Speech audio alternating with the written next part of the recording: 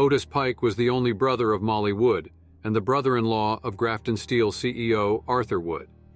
Although Arthur was often irritated by Otis, Molly loved her brother dearly and convinced her husband to let Otis work at the company steel mill.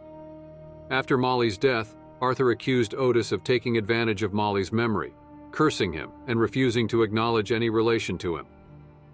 In early 2077, Otis became distraught by the deaths of Colton, Leland, and Susie Jenkins, the latter of whom was a very young child. Otis attributed their deaths to the environmental damage caused by Grafton Steel's unethical practices, stating that the steel mill was pumping out poison. He wanted to find new work, but doing so would be difficult on account of his bad back. Instead, Otis decided to leak Grafton Steel's malpractices to the media, as he was no longer able to stand the company's avoidance of safety protocols, which had led to the death of children. The whistleblowing proved effective, as a media frenzy ensued and riled up protesters, who blocked off the steel mill and its trucks. On July 2nd, soldiers arrived and dispersed the protesters by force, establishing guard posts at the mill to protect it from further sabotage. After hearing Arthur's gleeful reaction to the protest breakup, Otis decided to change strategies. However, unbeknownst to Otis, Grafton Steel were becoming aware of his role in the protests. HR manager Stacy Tibbetts contacted Arthur and reported that Otis may have been bad-mouthing the company and requested permission to monitor Otis's activities closely. This culminated in Otis's firing on August 14th for his complete disregard for Grafton Steel's reputation, its importance to the war effort, and repeated counsel to help. Arthur did not talk to his brother-in-law directly about the firing.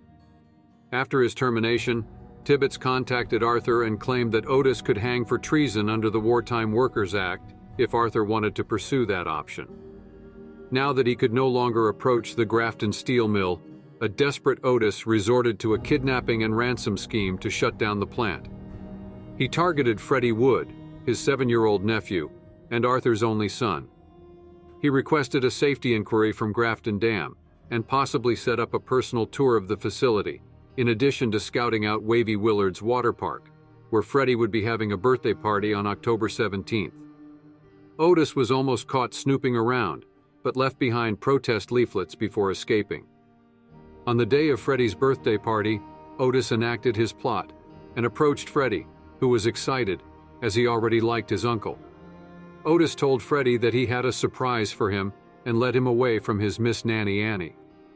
At the same time, Otis inquired about a mailbox on the water park property, which he used to drop off an anonymous letter for Quinn Carter of the Charleston Herald. The package contained a key to a P.O. box in Clarksburg, which held more evidence about Grafton Steel's misdeeds, including an incriminating memo and confidential safety data. Otis then took off Freddie's Kid Secure ID, which he was able to do because Molly had entrusted Otis as a guardian for Freddie before her death.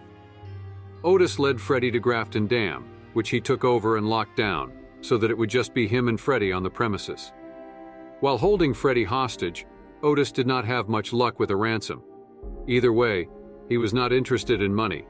He only wanted to shut the plant down and send in safety inspectors to improve conditions. As the hostage situation dragged on for the next 3 days, Freddie and Otis became increasingly irritated with each other. Freddie drew obscene pictures and began whining, as Otis would not let him go home. Initially, he was enthused about a big adventure, and was especially excited about Grognak and the Ruby Ruins, which Otis had brought for him to play. However, Otis confiscated candy from Freddie and greatly upset him with gross food. On October 20th, Arthur left a note at the ransom site, saying that Otis could keep Freddie and that he would not shut down the plant. Otis was amused by the fact that Arthur was willing to let his only son die in order to beat the commies. However, the next day, Otis became paranoid about Freddie and suspected that the child was plotting to kill him.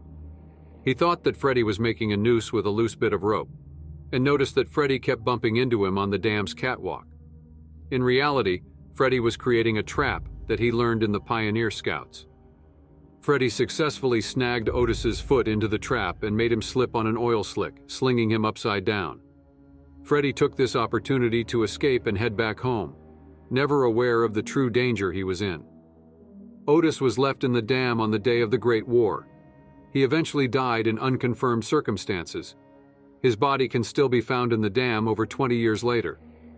Although it is unnamed, it is identifiable by the final page of his diary found on his corpse.